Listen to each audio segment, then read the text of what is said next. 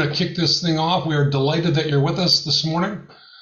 We are discussing a very important topic to all of us with respect to environmental justice communities. It is again my pleasure to welcome all of you. I'm the mayor of Geneva, Illinois, and chairperson of the Metropolitan Mayor's Caucus Environment Committee and Energy Subcommittee. And we all know that vulnerable populations have historically suffered harms from environmental issues like air, water, and noise pollution, exposure, lack of access to open space and nature, and lack of access to clean energy. These are exacerbated, without question, by racial and economic disparities. Weather extremes from climate change further exacerbate this harm as conditions intensify impacts like flooding and extreme heat. We saw this play out just recently as 8+ inches of rain fell over Cicero and near western suburbs outside of Chicago, which flooded hundreds of older homes and impacted low-income minority residents, and stated by the very communities in which were impacted. Our climate action plan for the Chicago region identified climate impacts and set objectives for persistent, equitable climate adaptation. Now, the Federal Justice 40 Initiative, which was established by the Biden administration, and our state's Climate Equitable Jobs Act both promise resources for these EJCs, environmental justice communities. Our speakers will tell us about these resources and strategies for mobilizing to make the most of these opportunities. First, it's my pleasure to introduce all of you to Edith Macra, who will give us an overview of the evolving EJ issue as it relates to our member communities. Please welcome the Director of Environmental Initiatives of the Metropolitan Mayor's Caucus, Edith Macra. Thank you, Mayor Burns. Good morning, Edith. Good morning. Pardon me while I adapt. Am I sharing? There you go. There I am. Okay. Yes. Great. And by all means, folks, put your comments in the chat. We'll address them as best we can, as quickly as we can. So the more comments, the better. Thank you. And again, if you came in a little bit late, if you would, we have such a good big crowd. If you would put the name of your community or the organization that you represent, either rename yourself or put that in the chat so we can keep track of everyone that's here. But thank you all for coming, and I am really excited and grateful for the participants that we have joining us, our partners who will be speaking, and then all of you for being here. And what I wanted to do was just give an overview before I turn it over to the speakers who have the expertise and knowledge, but just to put start to frame environmental justice in the context of local governments and the municipal world, particularly in our region. And the purpose for this meeting is to really educate and activate you municipal leaders on environmental justice issues and opportunities. And what the topics for today, and what I'm just going to hit some key points about, would be the tools for identifying environmental justice status. I'm using the term status. I might get corrected by the speakers. But then I also want to talk about what municipal leaders know or understand about those environmental justice indicators or the status of being an environmental justice community. I hope to introduce you to and get you excited about opportunities to participate in environmental justice leadership decision-making, looking to really expand to make sure that that leadership includes municipal leaders and suburban leaders. And then in that same vein, talk about some opportunities for advocacy on policy. And then finally, I'll wrap with just a framing of what it means to address environmental justice issues, what some of the opportunities and solutions are. So we're going to talk about maps and tools for environmental justice screening. And my point and the reason for bringing them up is that there are a lot of them. And we're so grateful to have Chris Presnell joining us from Illinois EPA, and Kathy Triantafillo from US EPA. He'll go into these in more detail. But my point for bringing them up is that there's a lot of tools and that they can be very confusing. We hope that they can be helpful, but from our perspective in the municipal world, What does it mean to be an environmental justice community? So you're designated an environmental justice community. What does it mean? And what, some of the tools might declare or identify a community as environmental justice. Another term is disadvantaged community. And I've been talking to municipal leaders a lot in the last year and a half, 2 years that I've been working in depth on environmental justice issues. And I've had leaders ask, well, do I want to be an environmental justice community? How do I communicate the status, and should I? Is this a good thing or not? And other questions is, what if my community isn't identified as an environmental justice community or disadvantaged community, but should be? You take, for example, maybe you have something like an oil refinery like Romeoville does, but isn't identified as an environmental justice community. And what if your community is on one of the maps, but not others? And we have a case study in Hazel Crest, present on one of the maps as environmental justice, but not on 3 of the others. So, how do we deal with that? And so those are just some questions that you can think about as we go through the presentations on environmental justice indicators. Next, environmental justice leadership. So I've observed some opportunities and some environmental justice decision making that just could be better represented by municipal governments, particularly from beyond Chicago, some of our smaller communities and suburban communities. And this is Environmental Justice Commission is a state commission, a governor's appointed commission that Chris actually provides support to. And my observation is that there's 14 seats available on this environmental justice community. 4 seats for members of affected communities concerned with environmental justice. And one of those represents suburban Waukegan, so that we have a current member from Waukegan Township, but presumably the other 3 representatives of the environmental justice communities are from Chicago. There is 1 seat, and again, presumably 1 seat could be, there's more vacancies, and maybe Chris has time to address that. But it looks like that was a new appointment, and we're glad to have representative from MWRD, Commissioner Kim Du-Bouclé, serving on that commission now. But again, is this an opportunity for local governments to have a role in? Let's explore that. There was another opportunity that emerged earlier this year to make a nomination to the White House Environmental Justice Advisory Council. And Mayor Burns and I worked with South Suburban Mayors and Managers Association and Mayor Bernard Alsbury of Hazel Crest and made a nomination, I should say a high-profile nomination. We had Congresswoman Kelly, President Preckwinkle, and Senators Durbin and Duckworth support his nomination. We don't know if he's been accepted onto that position or not, but it'd be great to have representative on this National Advisory Council from our suburban region. And then one leadership opportunity that I am quite familiar with is the Low Income Energy Efficiency Advisory Committee, also known as Income Qualified North Committee. And I know this sounds like a really boring committee, but the purpose of that committee is to advise the utilities on CEJA mandated investments of $500 million a year there to reduce energy burden for low and moderate income constituents. And a little more than a year ago, I was participating on this committee and noticed that the leadership team was comprised exclusively of community-based organizations from Chicago. And so working to activate some of our municipal participants, we recently participated in an election to diversify the leadership team there, and are really proud to add regional representatives representing the Will County, Rockford region, South Cook, myself representing all of you, and then inclusive of Chicago, Blacks and Green is the new leadership team. And on advocacy, my key point here, and there'll be more opportunities that emerge with other speakers, is that I have observed that environmental justice organizations and community-based organizations seem to be really pivotal in emerging policies and legislation on environmental justice. And that is something that I just wanted to ask the group.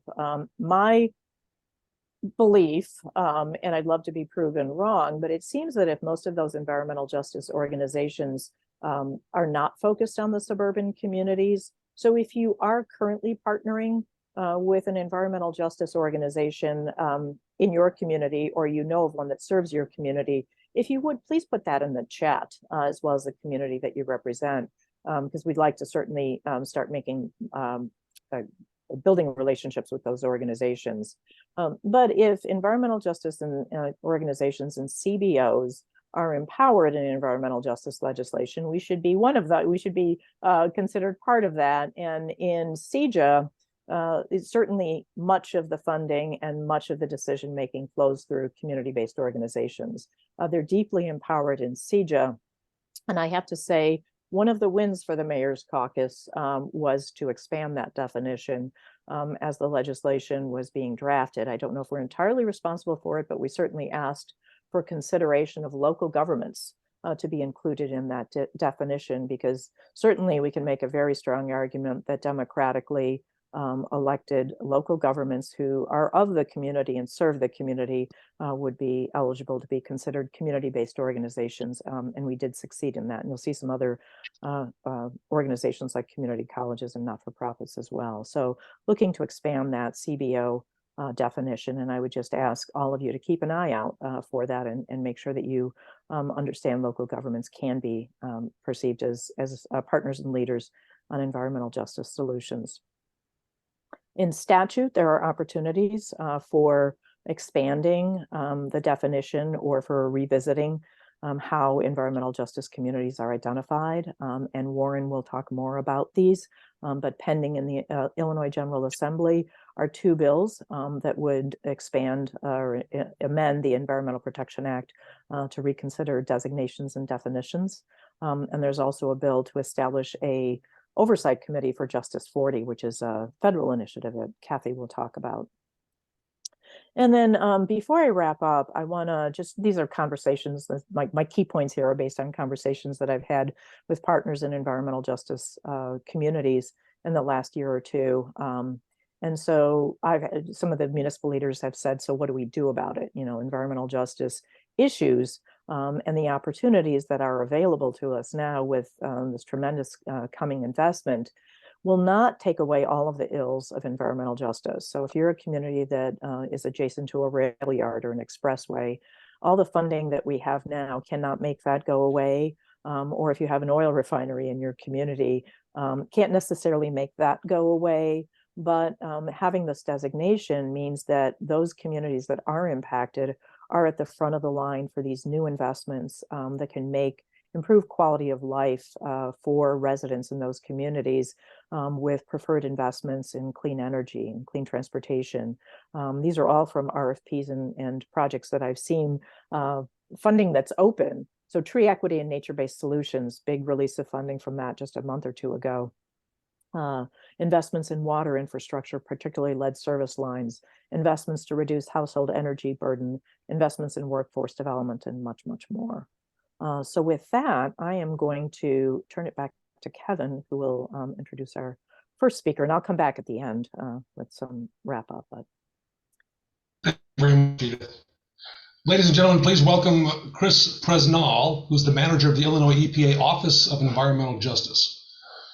Chris is responsible for developing and maintaining environmental justice policy documents, supporting the Illinois Commission on Environmental Justice, and conducting enhanced public outreach activities in areas of environmental justice concern.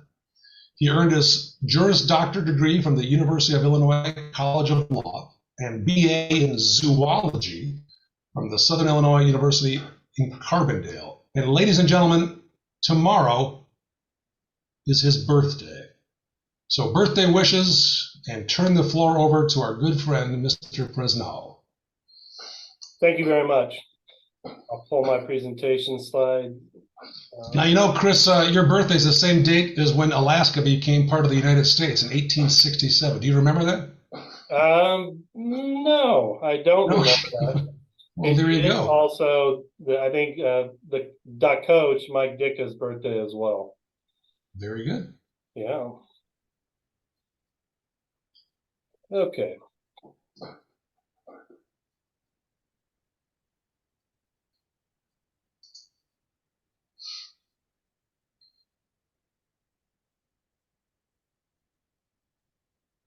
And then, do I need to swap the view?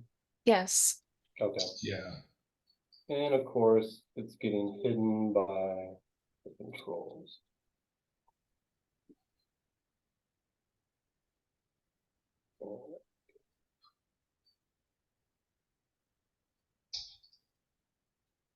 There you go. Looks good. That's working. Looks good. Okay. All right. Well, thank you. We're here to talk about, as we heard, a very important topic, environmental justice. What I want to cover is going over hitting some of the highlights on the mapping tools. As Edith was mentioning, there is a proliferation of them. I'm going to show you a couple of them. But before we do so, and I won't dwell on this too much, this first slide, but framing the discussion of what is environmental justice. And this first box up here is the standard sort of definition that is utilized by the state and federal governments, and you'll see throughout the nation some version of this. It's really a derivative from the civil rights movement and the Title VI of the Civil Rights Act, and we're seeing a lot of discussion regulatorily about the application of civil rights law into an environmental justice. But while talking about this, I know that probably a lot of the focus we want to talk about is on that second box, which is the first box is talking about discrimination, harms, overburden, disadvantage, cumulative impacts. For us, a regulatory agency, cumulative impacts is a big topic. I've got a slide on that here in a second. But really the discussion right now, and as Warren, I think, is going to talk about, the golden age of environmental justice is talking about the just and equitable distribution of not just benefits. So those are the harms, but are not just the harms, but the benefits. And so we have a momentous opportunity right now as a nation with some of the federal money coming out in the environmental justice space. And certainly mapping is involved in that, because if you're making a grant application or coming together, those mapping tools are going to be oftentimes paramount. This slide really just talks about the traditional way that a regulatory agency have viewed, or our regulatory agency, the Illinois EPA, has viewed environmental justice. And there's enhanced public outreach here on the left side in sort of all aspects. We're continuing to develop this and get better at this. We've recently hired a environmental justice staff member that's in the Chicago land area, who comes with a lot of experience in the space. She's hitting the ground running, meeting with groups. I saw Edith mentioned the flooding in the Cicero area. We're in that community, seeing that what we can do to help. So that's a developed area. This cumulative impacts is the holy grail of environmental justice. It's where a lot of the focus is right now. And so what we're talking about here is those emission sources, dischargers, and being located, concentrated in certain communities. Oftentimes there's a correlation with low income, minority, or both. And so how do we make sure that the emissions and enforcement, inspection, permitting, all of that is trying to take that into account and limiting emissions to the extent possible. Now, the whole setup environmental regulation traditionally hasn't really focused on that. So it's a little bit tricky as a regulatory agency, but that's something ongoing. And maybe if you're familiar with the big cumulative impact project that the city of Chicago did, that's their way of grappling it. And that is being looked at in the nation as being a leading project and a leading way to go about it, with a co-governance model, so on and so forth. Now, when we talk about EJ mapping tools, as we're talking about, and you're going to hear, there's been an absolute proliferation of mapping tools, and it's extremely confusing. I talked to regulated I've talked to the public, I talked to the regulated community. Mapping tools is a big discussion. At first, it was really just US EPA's EJ screen, which doesn't tell you whether something's an EJ area or not. We developed our EJ tool for the purposes of enhanced outreach originally as a resolution of a civil rights matter. We continue to utilize EJ Start, our mapping tool, which I'll talk a little bit more about here in a second, for our programs, but certainly this proliferation of tools is the public is using them in permitting actions, they're using them in grant applications, and so it's good to be aware. One of the themes, though, that I will say, and that's really this, one of the things that I will say that is really to keep in mind, not get lost too much in the noise of the mapping tools, but to focus like, what's going on? Why am I looking at the mapping tool? Is it for a permitting program? Is it something to do with the Illinois EPA? Then you're going to focus on EJ Start and maybe consult the others too. Am I making a grant application? In which case you may go to the White House tool for Justice 40. You may utilize US EPA EJ screen. Maybe use a combination of those to consult and really, so it's what is the project? What are you attempting to accomplish? And then that oftentimes will dictate what tool you're going to be looking to. So those tools, again, Illinois EPA's got an EJ Start mapping tool that we just are currently using. It's viewed as some as being antiquated, just low income or minority on a census block group level. And looking at areas that are twice the statewide average, we do think it when you ground truth the map, looking at those census block groups, it does reflect the areas that we want to focus our attention on.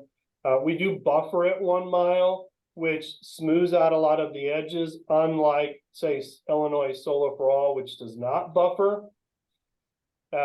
We buffer because when we initially designed our tool, we wanted to make sure that we didn't have an emitter in an area that didn't meet the threshold, impacting areas around it, and that we would be missing that when we were doing our enhanced public outreach. And now we're actually, the agency's taking it beyond that and looking at substantive, looking at permit conditions and modeling and other things to do in the permitting context. So but we are looking to update it with additional factors to be more in line with Solar for All. Still experimenting with that. Not sure how that will go out, but there's certainly a drumbeat to add more socioeconomic factors and to include environmental and exposure indicators, which ours really doesn't do.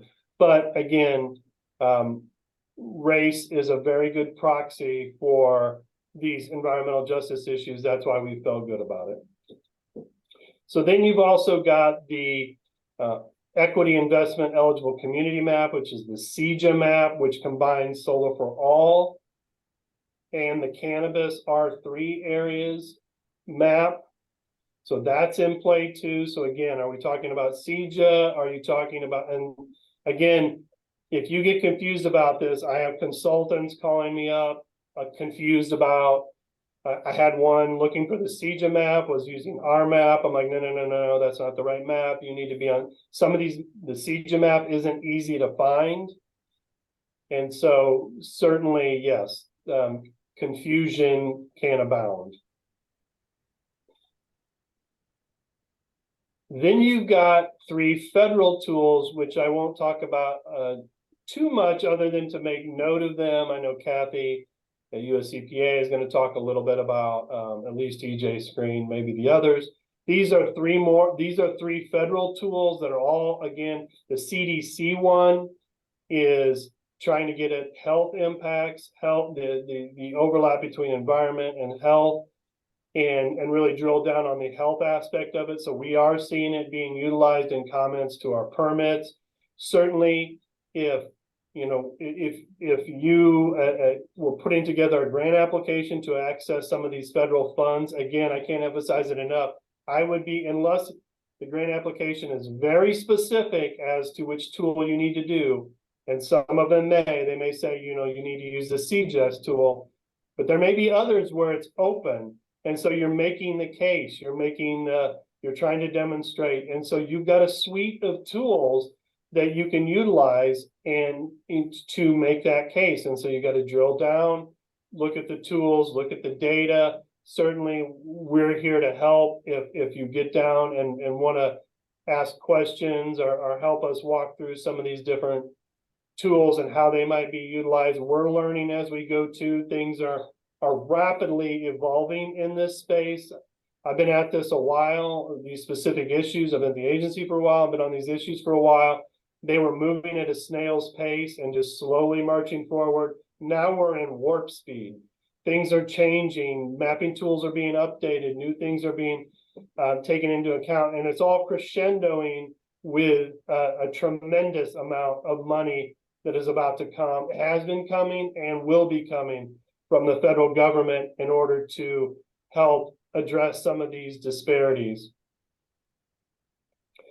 I know one thing that Edith had asked me, and so I can try to do that now and maybe stop my slideshow and show you real quick the mapping tools. And that probably ties in well, Chris, with a question we have in the chat from Marcella Bondi. Okay. What's the question? Can you please explain the IEPA EJ map legend 2022 buffer versus 2022 not buffered? Sure. Yes, that is. Which, of course, is such a simple question to answer. So, Okay. So here is Illinois. If you were to search Illinois EPA EJ, this is where you would land. There's a lot of information here, and if you go down, you see EJ mapping.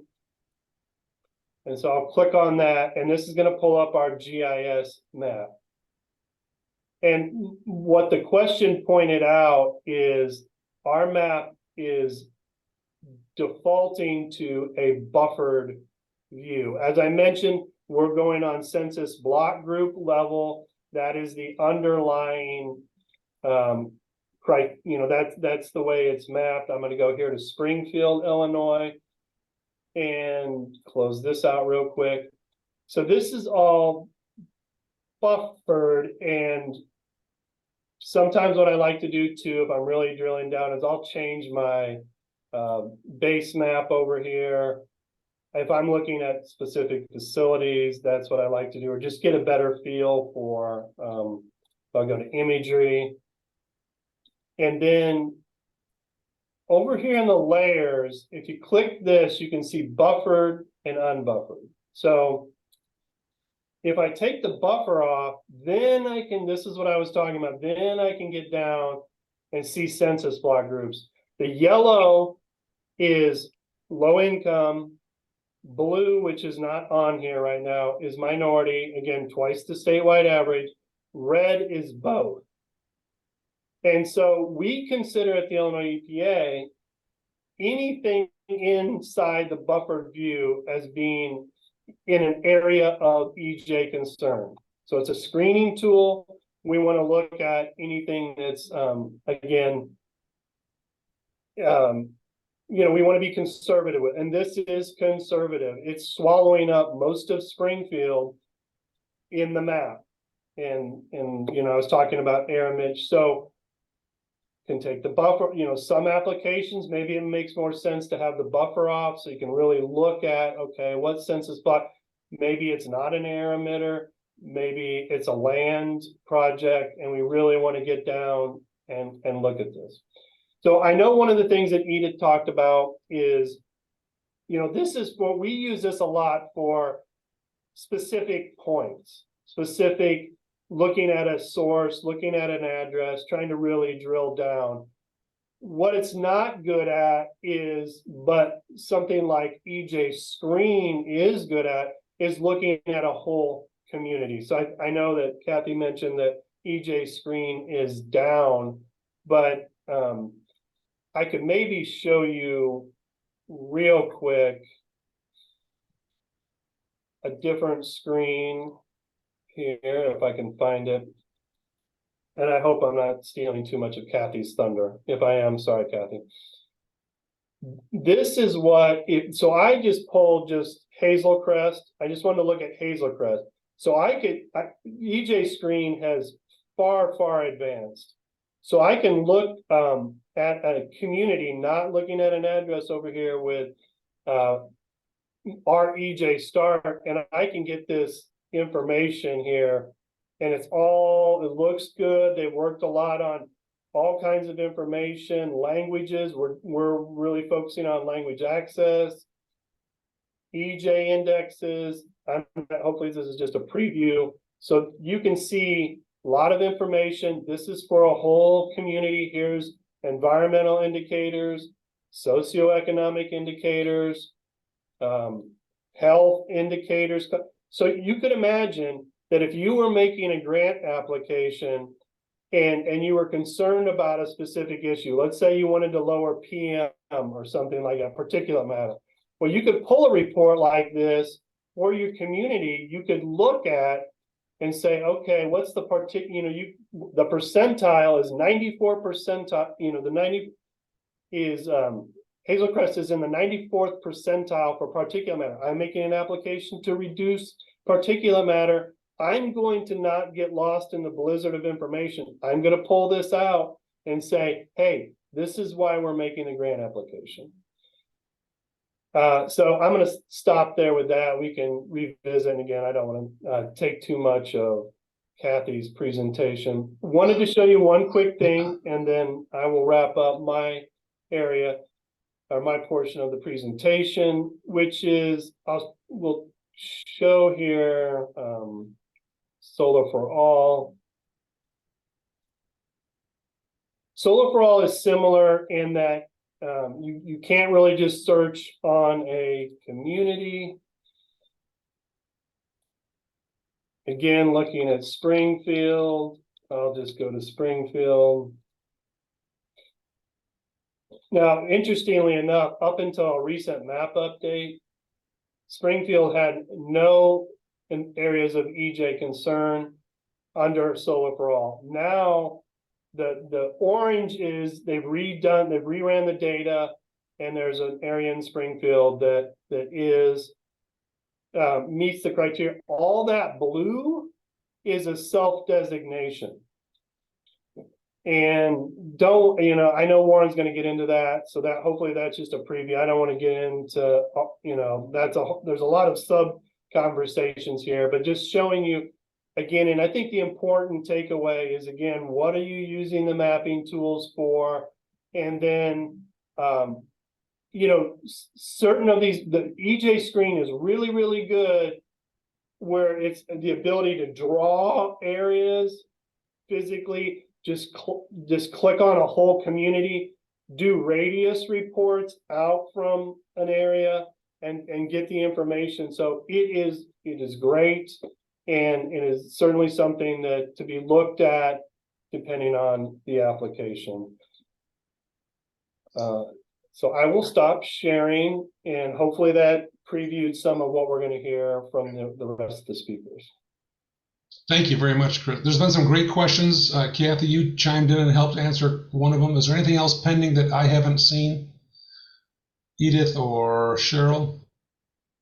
No, Mayor Burrs, I think it'd be good to have Kathy present on the EJ, on the federal tools, and then maybe we could take some time and both of them can answer some questions. You got it. You got it. Yeah, that'd be okay, Chris? Sounds good. Okay. Ladies and gentlemen, Kathy Trianta-Fallu is the EJ Program Manager of the Tribal and Multimedia Programs Office at the U.S. EPA Region 5 here in Chicago. During most of her career, Kathy served as Inspector and Enforcement Officer for the Enforcement and Compliance Assurance Branch, conducting investigations in support of EPA's mission. Previously, Kathy served as Region Environmental Justice Coordinator, where she responded to supporting community needs and engagement efforts. Kathy, like all of us, believe in community-focused plans and approaches to advance environmental justice, equity, and people's health and the environment. While not doing all of this work, Kathy likes to cook, garden, and check this out, folks, visiting her cabin in Maine. Is that a family cabin, Kathy? Yes, property's been in the family for 150 years, and just a couple years ago, we built a cabin on it. Yeah, it's beautiful. That's amazing. Well, thank you for the invitation to visit. We will be there shortly. So. Anytime. Excellent. The floor is yours, Kathy. Thank you. All right, thank you. I'm going to go ahead and share my screen.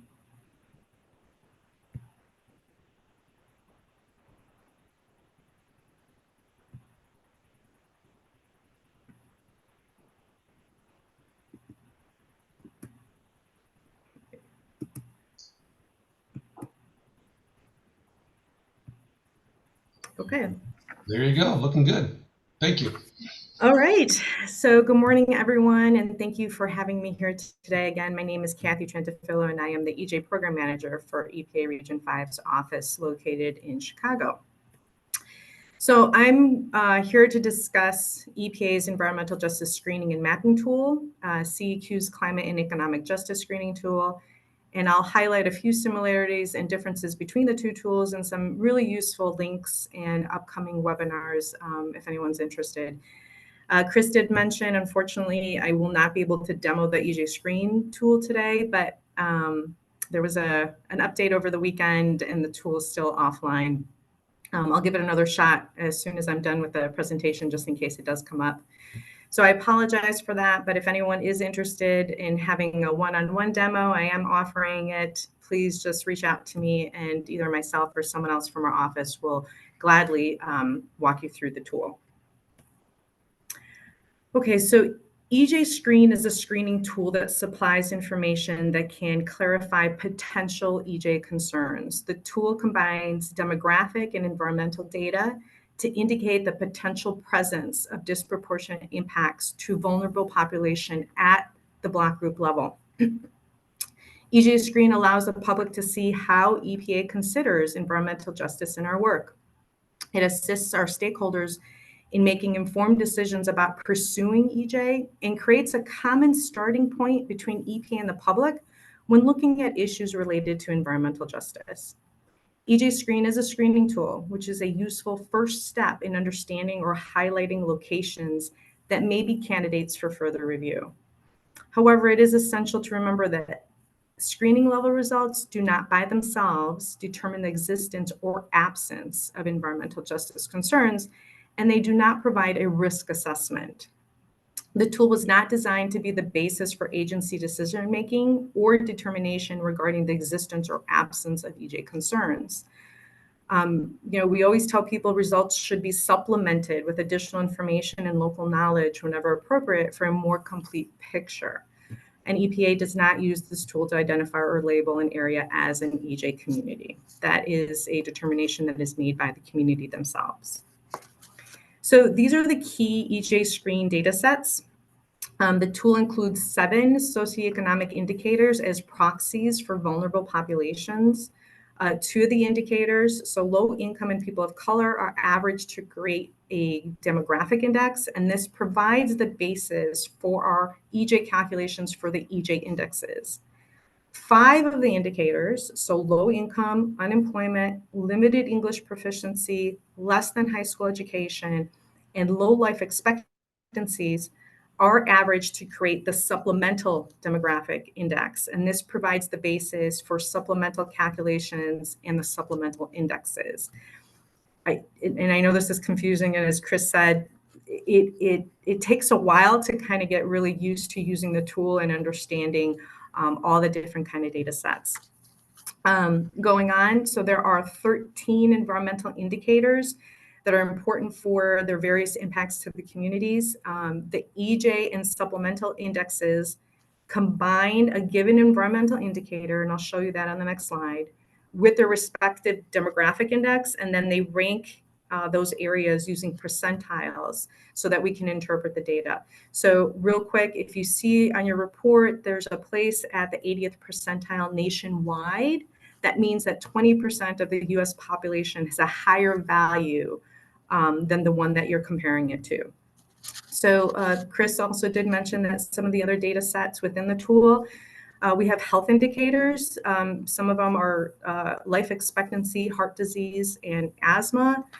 We've got climate indicators that include like data on wildfire and drought and flood risk, and critical service gaps, which includes broadband internet gaps, food desert, and medically underserved areas. So all of this information is within one tool. Okay, so here are the 13 environmental indicators. And as you can see, this isn't going to include everything that's out there that potentially may be an environmental justice issue or concern in a community. So these cover a range of environmental impacts that tend to be disproportionately located in low-income and people of color communities, and for which EPA has been able to collect nationally consistent data. That is definitely, other information and other data sets that we'd like to use, but if we don't have it at a national level, we can't use it in the EJ Screen tool, because what it does is it compares your area of interest and against the state and US, and it kind of ranks how that area is compared to the state and nationally. There are 3 environmental indicators that relate to potential health effects, 4 of the indicators that with potential exposure, and 6 indicators that relate to proximity. So either by the number of significant industrial facilities and or hazardous waste sites nearby, or to the proximity of toxicity weighted wastewater discharges. Okay, so next is CEJA. So Executive Order 14008 charged the Council on Environmental Quality with creating a geospatial climate and economic justice screening tool, and to publish interactive maps that highlight disadvantaged communities that are marginalized, underserved, and overburdened by pollution. So federal agencies are to use the tool in the implementation of the Justice 40 initiative goal of directing 40% of the overall benefits of certain federal investments to disadvantaged communities in climate, clean energy and energy efficiency, clean transit, affordable and sustainable housing, training and work development, clean water infrastructure, and the remediation of legacy pollution. And so communities, including local government, can use this tool and EJ Screen to help apply for federal grants. CEJA labels disadvantaged communities and is intended for use with Justice 40. So CEJA combines environmental, climate, economic, and health data with socioeconomic information to determine disadvantaged status for each census tract nationwide. So the tool uses data sets as indicators of burdens. The burdens are organized into categories. And so a community is highlighted as disadvantaged on the CEJA map if it is in a census tract that is 1, at or above the threshold for 1 or more of the environmental, climate, or other burdens, and 2, at or above the threshold for an associated socioeconomic burden. So generally, CEJA uses an if-and threshold methodology. If a census tract is at or above the 65th percentile for low income, and 1 or more of the categories of burden are at or above the 90th percentile, then the census tract is designated disadvantaged. And communities are considered disadvantaged if they are a census tract that meets those thresholds, or if they are on land within boundaries of federal recognized tribes.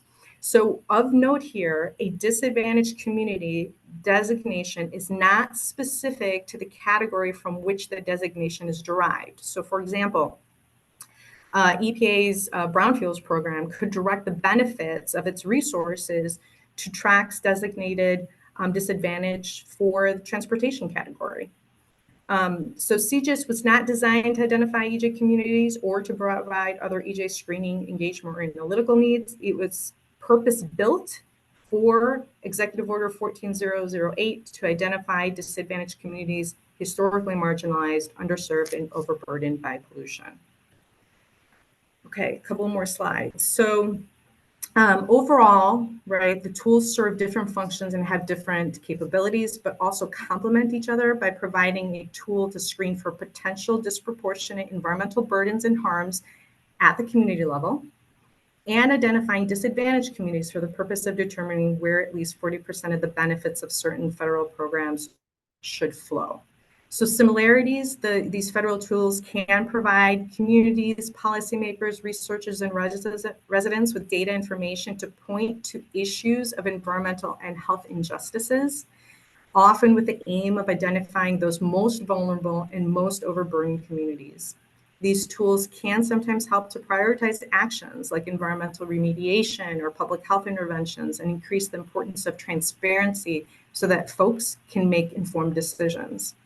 The differences, there's several differences between the tools. CEJA's tool reports at a census tract level. EJ Screen reports at a census block group level. EJ Screen incorporates race and ethnicity, while CEJA does not.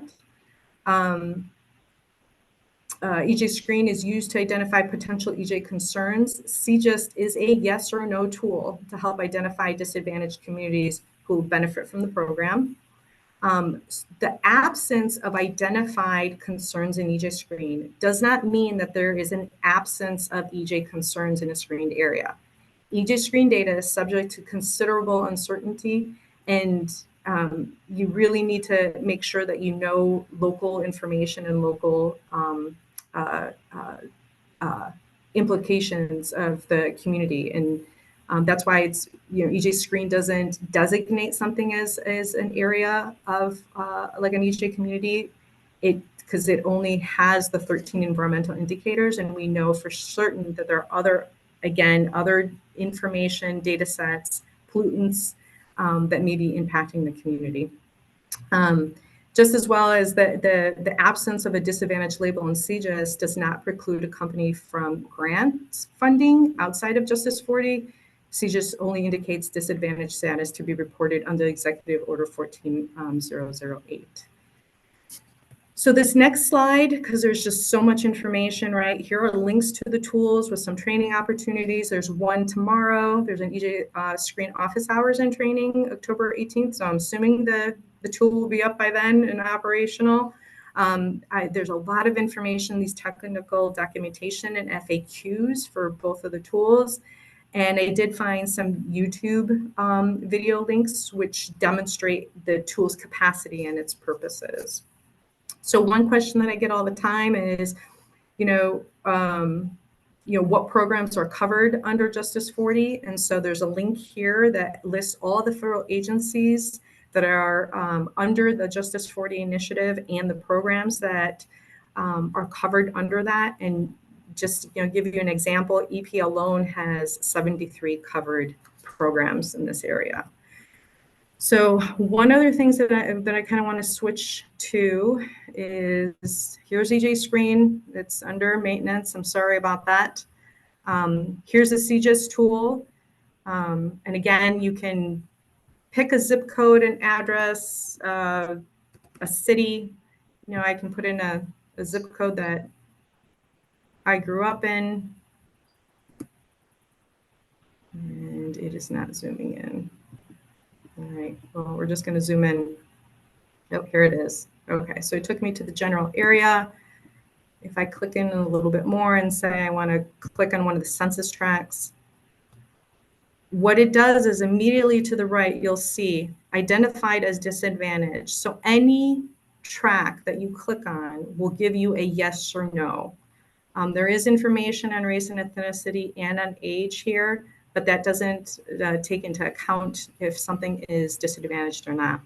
These are the 8 categories of burden that we talked to. If you see one that is highlighted in blue, that means that is disadvantaged.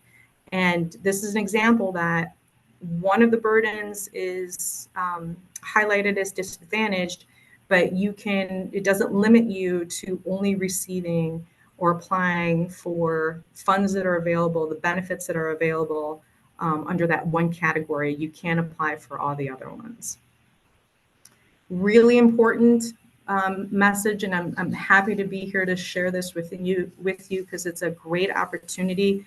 So our environmental justice program has a influx of grant funding and technical assistance that has been flowing through the region and out to the communities. Some of you may be available or familiar with this. We just closed our CPS and G2G program. Announcements should be going out very shortly. We did receive about 18 in Region 5, which is a great turnout. If you're not familiar, please take some time to read about the EJ Tic Tac. We have 2 in Region 5. Each one got awarded $10 million for 5 years to be these technical assistance centers for the communities to use. It's to build their capacity to apply and receive federal funds.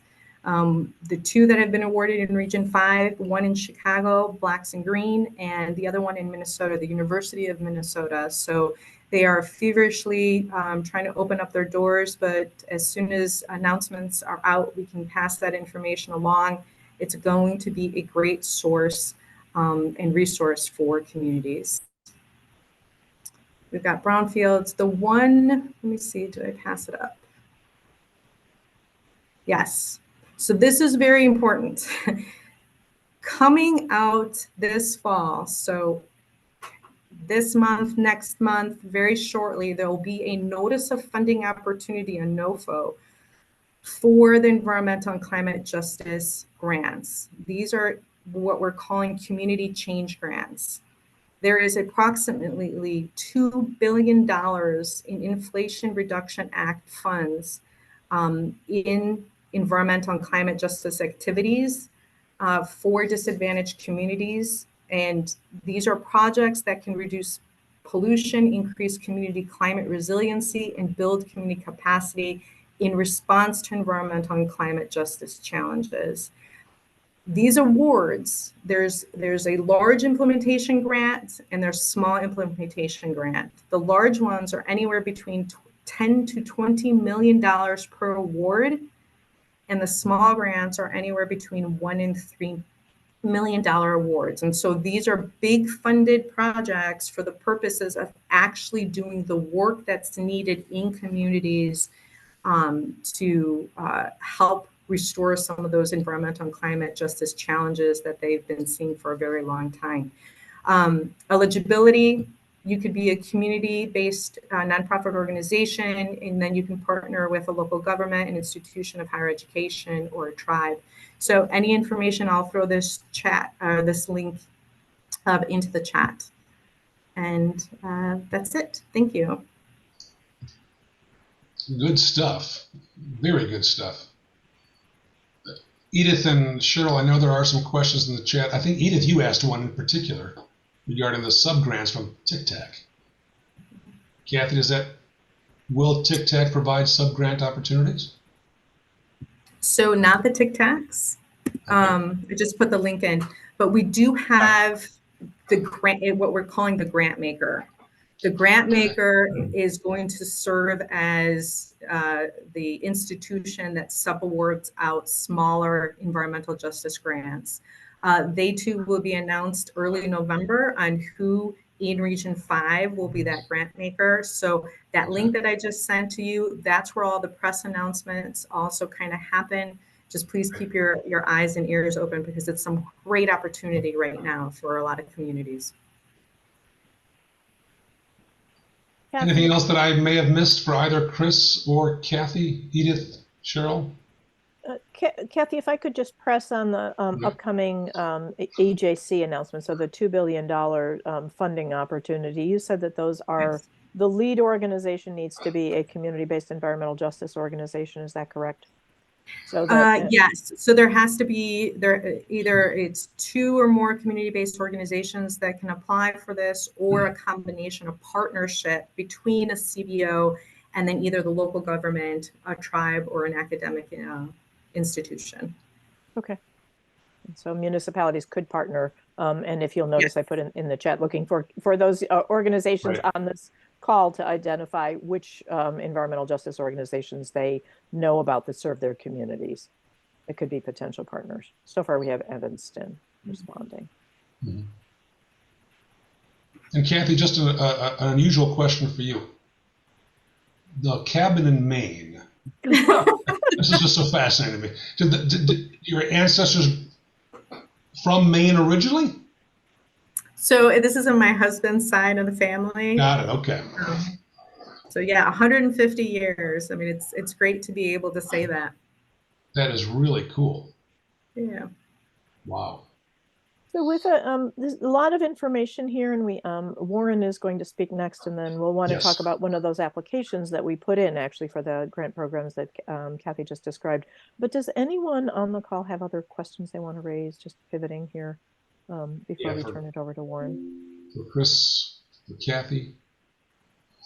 Anything about those tools? I offered maybe that we organize some trainings on the tools. So if you've got any thoughts about, you're interested, you're overwhelmed, specific questions, general questions, please.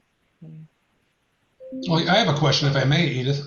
If a community hops on the tool and argues amongst themselves, well, I don't think this is accurate. We should be considered, or we have A, B, and C, and D. How do you air your grievances, if you will, or differences with what is on the tool itself compared to what you believe to be accurate on the ground? Yeah, it's a great question. And so that's why, we always caveat that it's a screening tool, right? And so the 13 environmental indicators that we have there, we do as much as possible annually update that information. Right. But not all of the environmental issues are on there, right? There's nothing about drinking water, right? There's nothing about, pesticide runoff, right? From farming areas. And so that's where that local knowledge, when applying in a grant, you need to include that, right? To say, I looked at EJ screen and here is, something that is impacting, that's overburdening our community, right? Disproportionately, because we have so many more X, Y, and Z's that are happening. Perfect.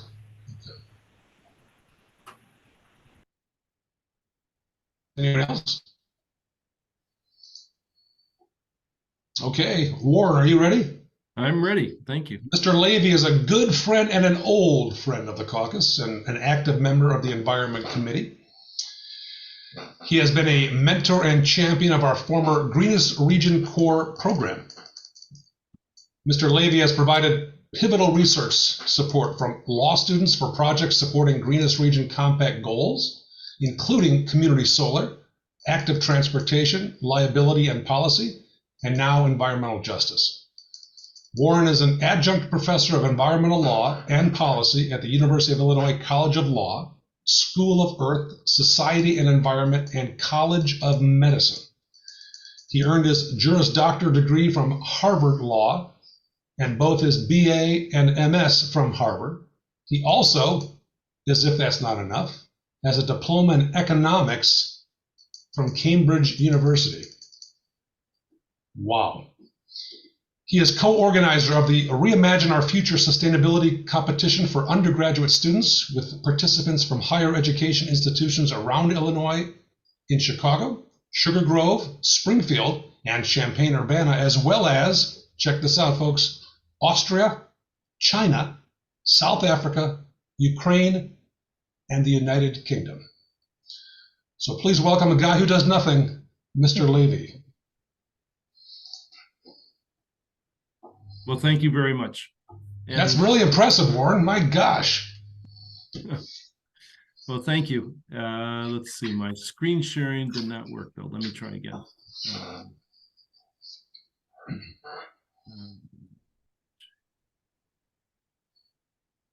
Share. Ah, there it is.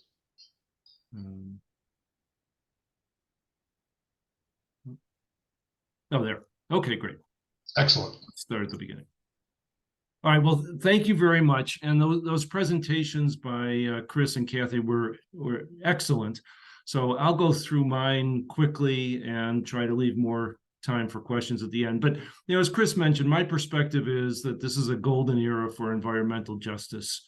The conditions have existed for decades, and the combination of awareness, with government commitment to action and funding is really exceptional for us to make progress. But we're not going to solve the issues of environmental justice through any one grant or regulatory action.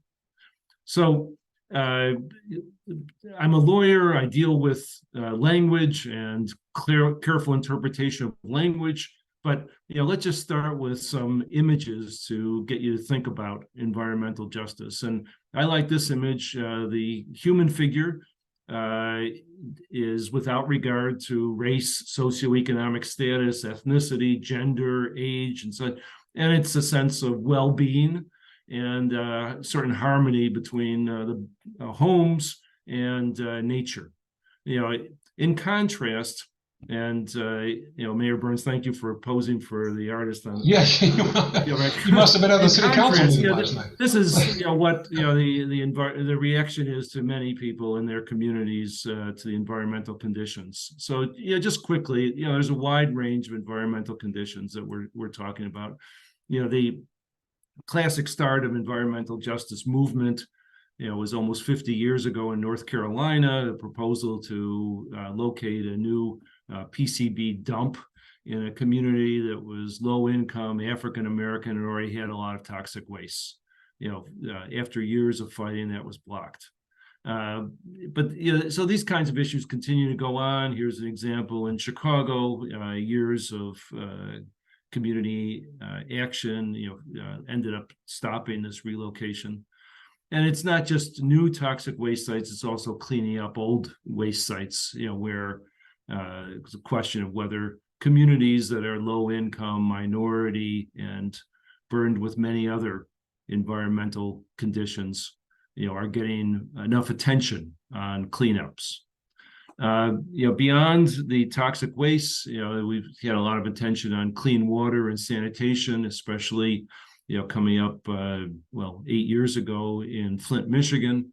We have our own issues of water in Illinois, lead in service lines. And again, people of color in Illinois are twice as likely as white people, live in communities with a lot of lead service lines.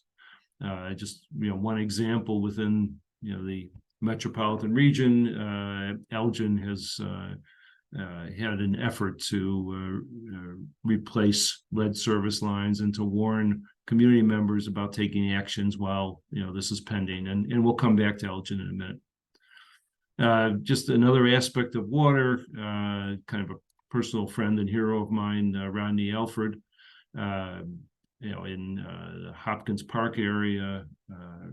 You can't be a doctor in a community that has raw sewage around, and he took action. He went beyond the examining room to help the community. But this is going on in the East St. Louis area. Centerville or Cahokia Heights still has raw sewage.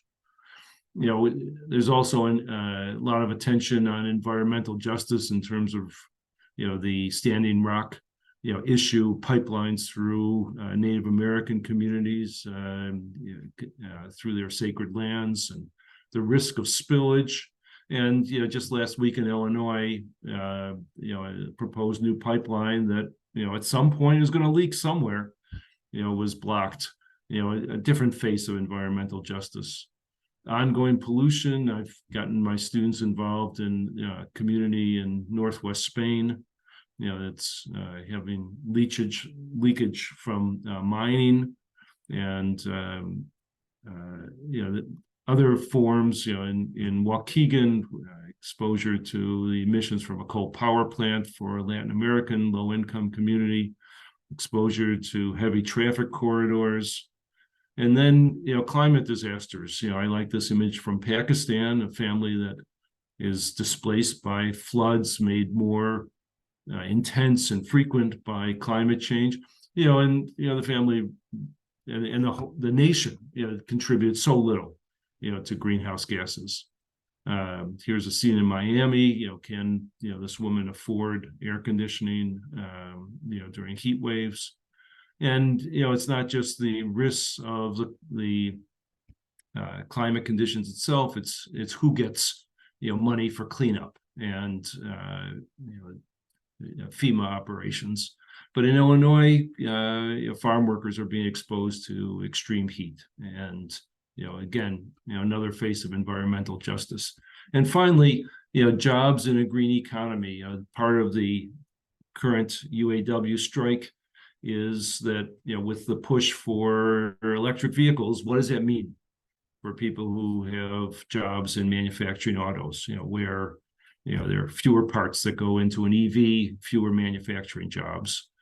And in Illinois, people who have never been discriminated against in their lives based on race, or maybe you've never been classified as low income. Well, that's another face of environmental justice in terms of a just transition and what happens to people in these communities in terms of livelihoods, with the environmental changes. So, as I said, my view is that this is a golden era, and there's an opening of eyes to issues of environmental justice. And just briefly, in our region, I'll touch on 3 examples. The Climate Action Plan for Park Forest from 2019, recognized that the most vulnerable people, from heat waves and flooding and other climate impacts, are low-income, minority race, older people. So as part of a climate resilience plan, these kinds of demographic characteristics were being considered. In our own regional climate action plan, the consideration for impacts on disadvantaged people is broader, and considerations of housing stock, tree cover, air pollution, access to transportation, and such. And in Chicago's We Will Chicago plan, adopted this year, environmental justice is not only a goal for the environment, climate, and energy section, but equity is a fundamental lens throughout the plan.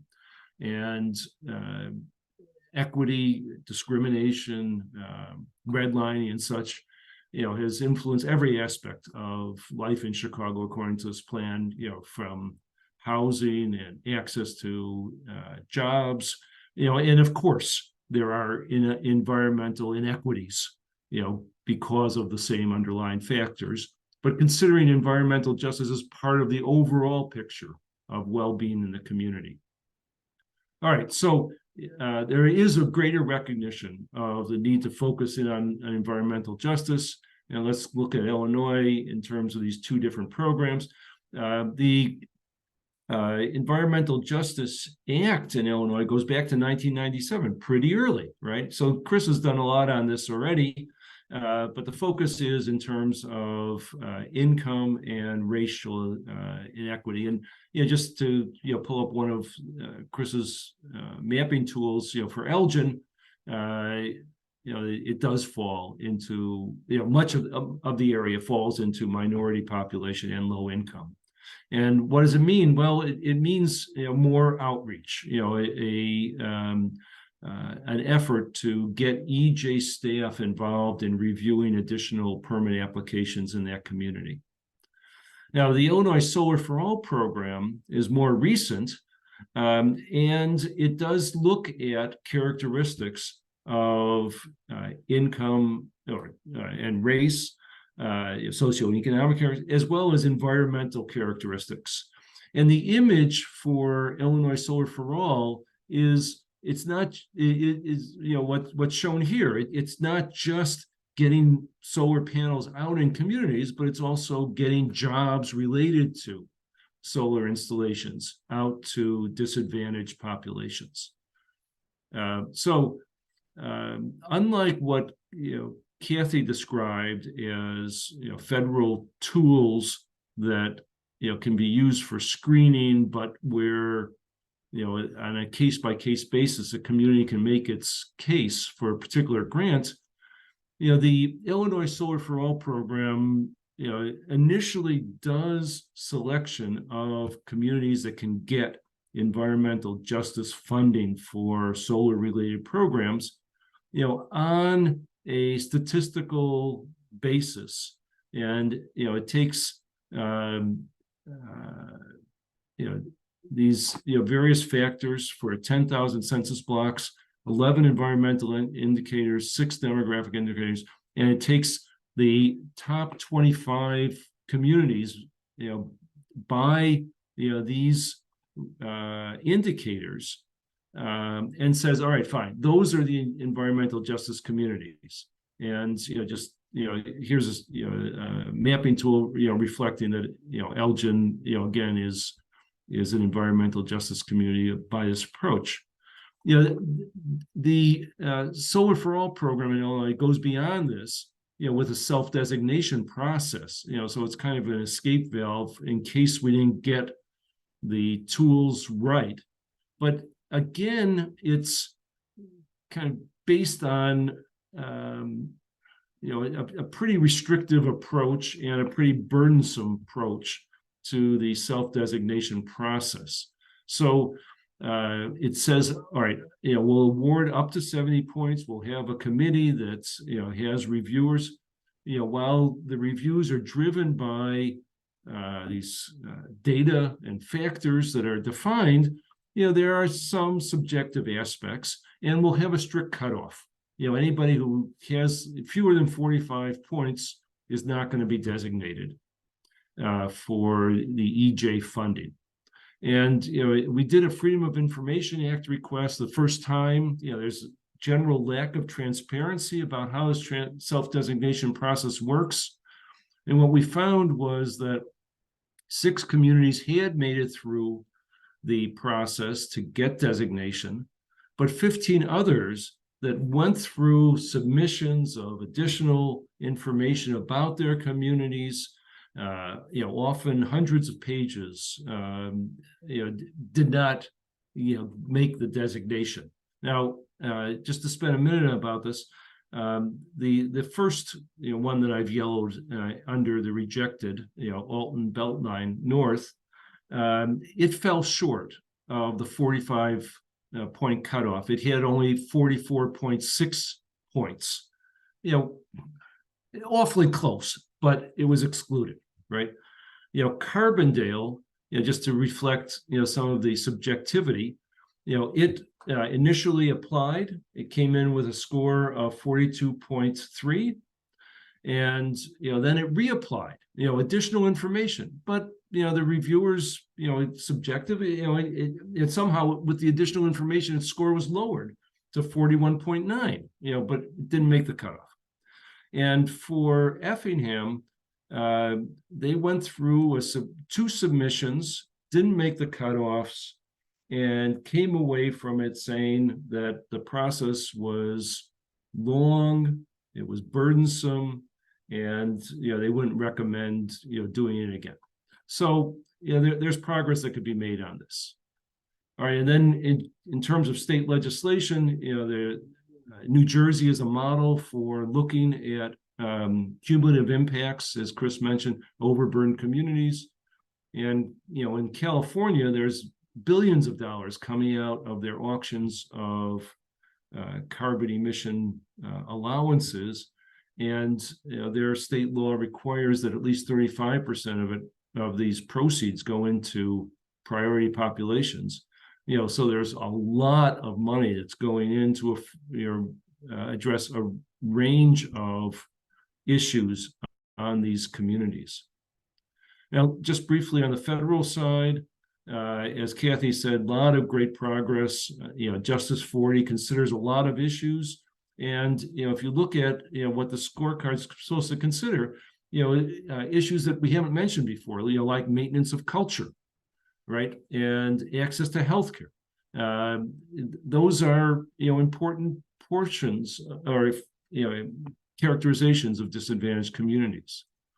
A lot of money coming up from the 2021 legislation, the bipartisan infrastructure law, going into issues for these disadvantaged communities, and again from the Inflation Reduction Act of last year, a lot of issues. The EPA is prioritizing environmental justice now. FEMA is prioritizing environmental justice communities in its recovery. And just to, kind of close with an example from EPA with Elgin, it's EPA has kind of sent a letter to Elgin asking, to the Illinois EPA saying, please try to do more for the Elgin community because it is an environmental justice community. And for this, the US EPA, pointed out that 47% of the population is Hispanic, 46% of the households speak language other than English. And then it said that, well, we looked on, a variety of different indicators, 20 different environmental and social economic indicators. And on 12 of them, the region, ranked in the 80th percentile or above. So it didn't, use this on or off, making the threshold 45 points kind of thing that, Illinois Solar for All did, more flexible approach to identifying and helping EJ communities. So, putting it all together, golden time, we've got recognition, we've got Illinois action, we've got federal action.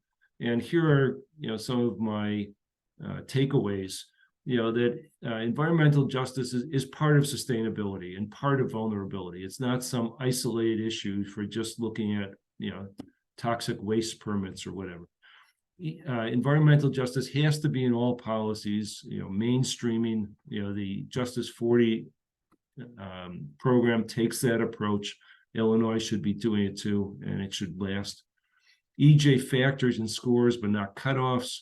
Make it a participatory process for EJ priorities and actions. And there's got to be more funding, there's got to be enforcement and more community engagement. So with that, thank you so much. Thank you, Mr. Levy. I have a question, if I may, Edith and Cheryl and others. You're the chairman. Go for it. I'll just wing it. Warren, if I may, and forgive me if I'm not articulating this properly, but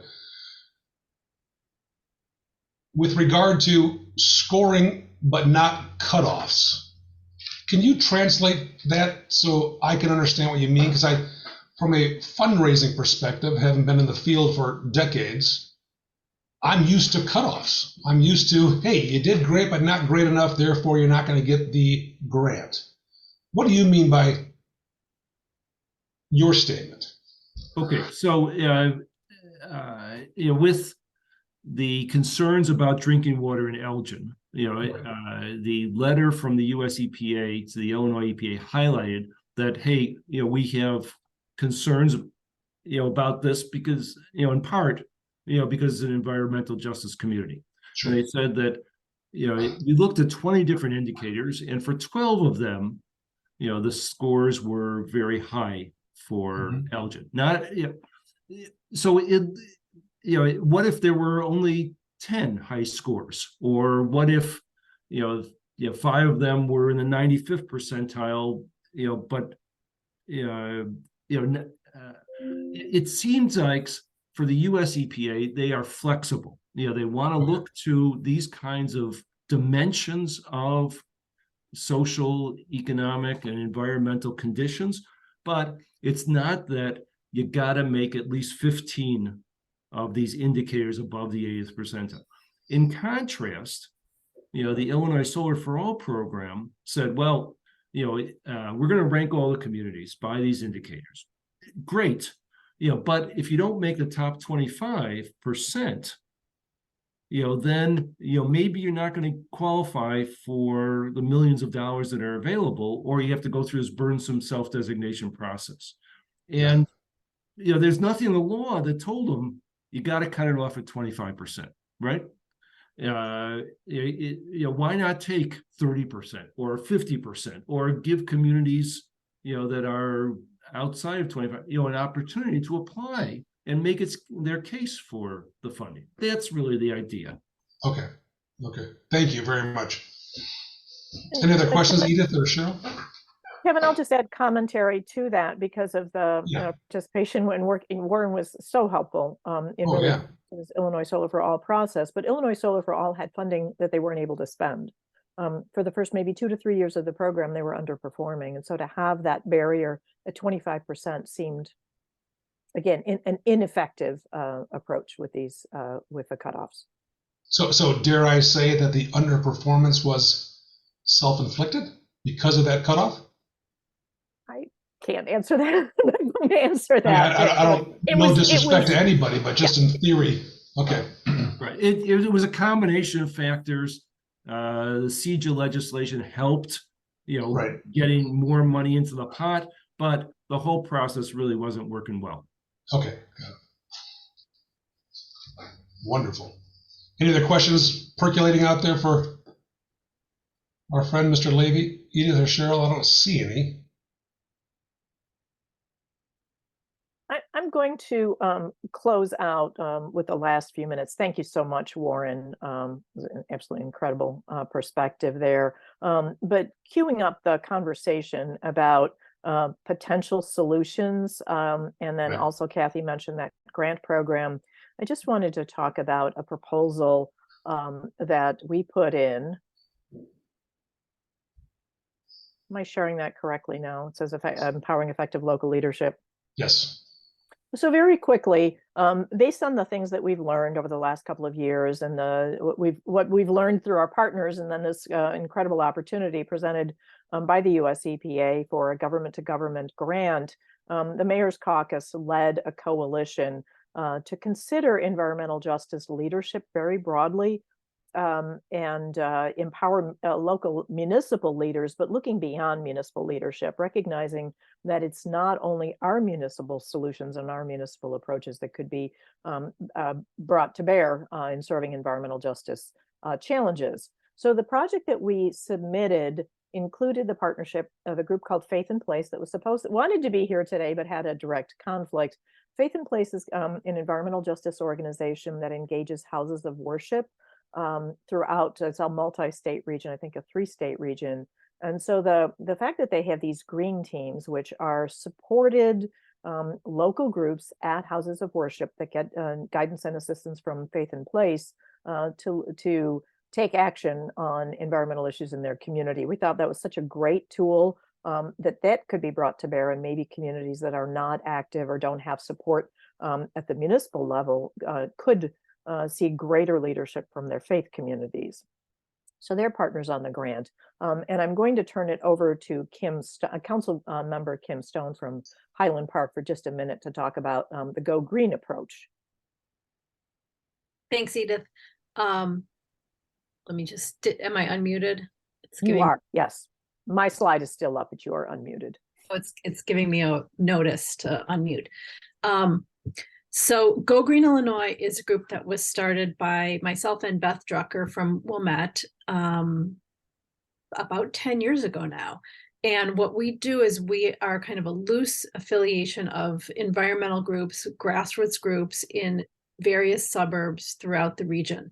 Since COVID, we've actually gone to Zoom and been able to expand our geographic range pretty significantly. So I guess you can see the map that Edith has put up there of member groups that stretches pretty far north, south, east, and west, not east, but west.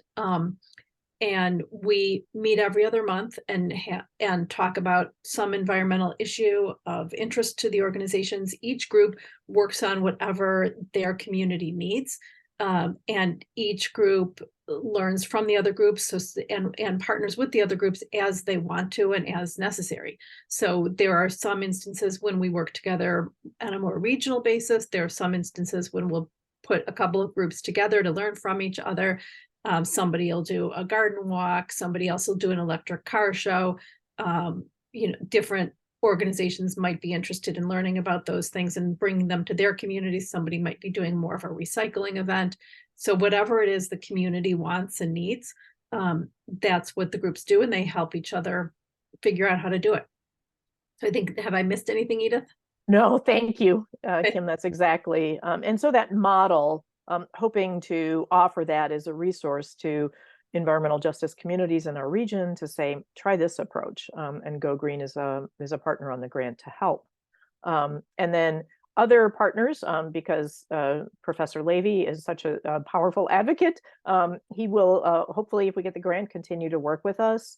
We also invited One Earth Collective, which is the not-for-profit group that manages the One Earth Film Festival that you may have heard of, on arts and culture engagement. And then South Suburban Mayors and Managers Association is a very strong partner on the grant. And I have some additional slides from them.